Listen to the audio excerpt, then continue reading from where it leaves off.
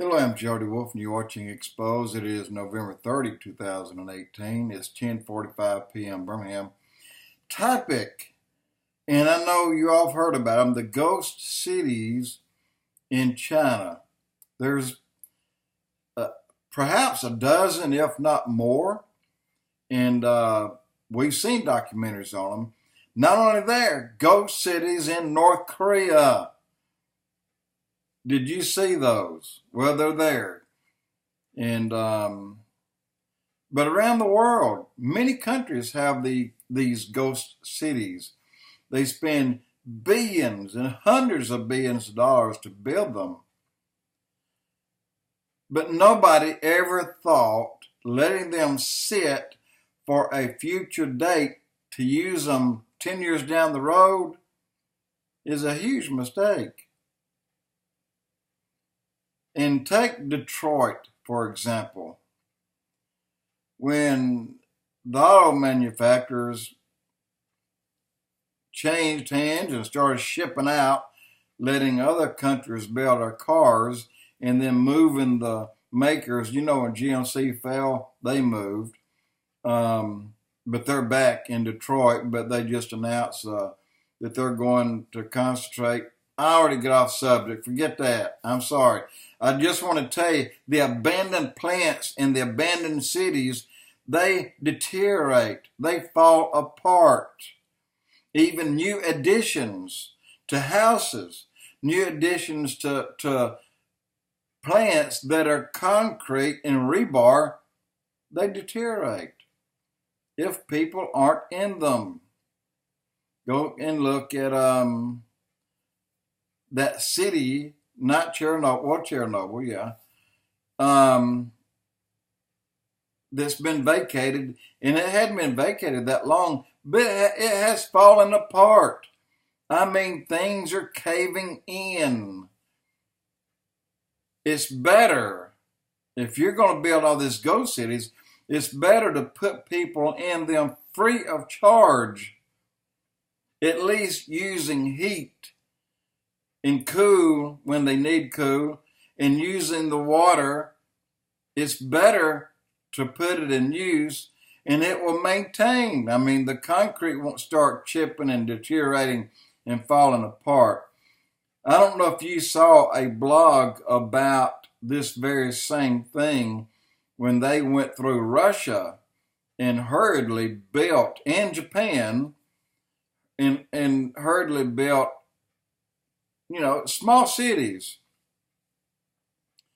And they were absolutely falling apart. I mean, outside walls falling to the ground after sitting 3 years. Had people lived in all those little apartments, the cities would still be there. So it takes people, whether you give it to them free, it's better to give it to them free rather than make a $10 billion investment or a $100 billion investment and have zero return, but you have a city that will need at least that amount to repair it in 10 years, or put people in them. That's your repair right there. You're saving billions of dollars by putting people in them.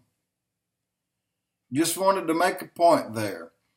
Also, I have a blog that came in. I watched it, and it's not really disturbing because they're taking old news and bringing it in as if it's new. And the title is The One World Party, and they're talking really about the Democrats just seized control of the United States with 3 quick moves or statements. And but that is not a secret. They've been trying to do that since Agenda 21 was spoken.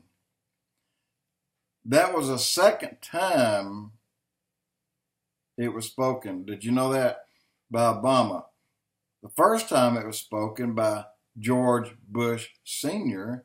back in 1990, when he spoke and said, we need a new world order. That's Agenda 21. A new world order, Agenda 21, interchangeable. So I just wanted to tell you about these vacant cities out there. They spent billions and hundreds of billions to build. If they put people in them just to inhabit those buildings, the buildings will be maintained. Otherwise, they will deteriorate and fall apart. This is what code will do. Just look at Detroit and see how it's wasted away. Had people remained in those houses, even the houses would still be okay. But they're bulldozing a dozen a week. So, point is, if you're going to build all these cities, and they're building them for one reason, you got to think about one reason, for when the government falls to communism, then they'll move everybody to the inner cities. That's what it's all about. Jody Wolf, Expoz.